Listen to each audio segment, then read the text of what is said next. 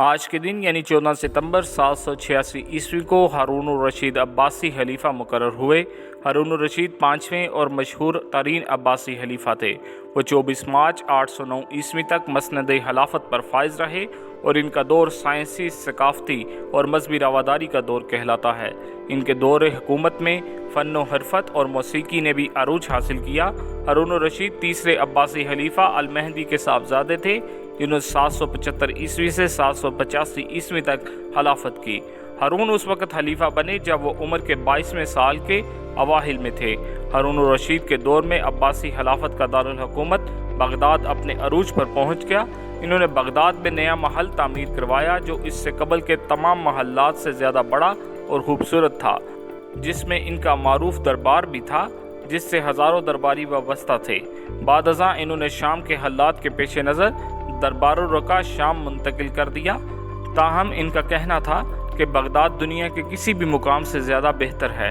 ہارون ایک عادل بادشاہ تھا جو راتوں کو بیس بدل کر دارالحکومت کی گلیوں میں چکر لگا کر عوام کے مسائل معلوم کرتا تھا۔ جس دن انہوں نے مسند خلافت سنبھالی، اسی دن ان کی اہلیہ نے مامون الرشید کو جنم دیا اور اسی دن خلافت عباسیہ کا چوتھا حکمران ابو محمد موسیٰ الہادی العباسی کا انتقال ہوا۔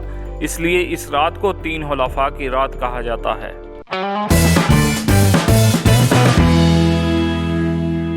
آج کے دن 786 عیسوی کو مامون کی پیدائش ہوئی۔ مامون ہارون الرشید کا بیٹا اور 7واں عباسی خلیفہ تھا۔ 5 برس کی عمر میں مامون کی تعلیم و تربیت بڑے اہتمام سے شروع ہوئی۔ قرآن پڑھانے کے لیے استاد مقرر ہوئے۔ ہارون نے خلفاء کے دستور کے مطابق مامون کو 798 عیسوی میں جعفر برمکی کے حوالے کیا، جس سے مامون کی قابلیت اور لیاقت میں بے پناہ اضافہ ہوا۔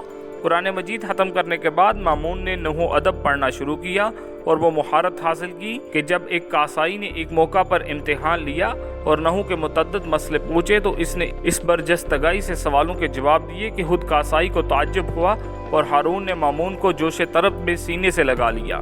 تمام خلفاء بنی عباس میں کوئی تخت نشین دانائی، عزم، بردباری، علم، رائے، تدبر، ہیبت، شجاعت، عالم حوصلگی، فیاضی میں مامون سے افضل نہیں گزرا۔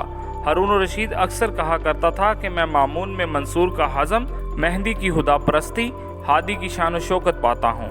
ان باتوں پر اگر اس کے عفو و انکسار، بے تکلفی، سادہ مزاجی کی صفتیں بڑھائی جائیں تو افضلیت کا دائرہ جس کو مورخین نے بنی عباس تک محدود کیا تھا، تمام سلاطین اسلام پر محیط ہو جاتا ہے۔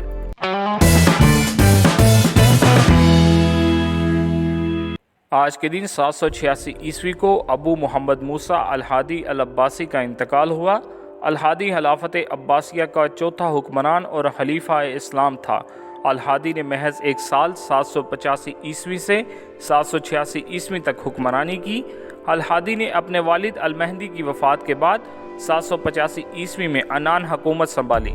مہدی کی وفات کے وقت ہادی جرعان کی مہم میں مصروف تھا۔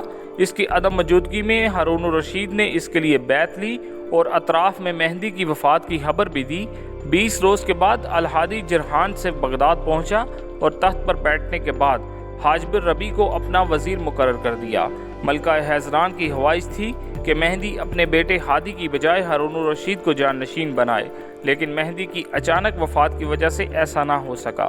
المہدی کی وصیت کے مطابق ہادی کے بعد ہارون الرشید نے تخت پر متمکن ہونا تھا، لیکن ہادی نے اپنے بیٹے جعفر کو اس کی جگہ ولی عہد نامزد کرنا چاہا اور اس کے لیے ہارون الرشید پر دباؤ ڈالنا شروع کر دیا۔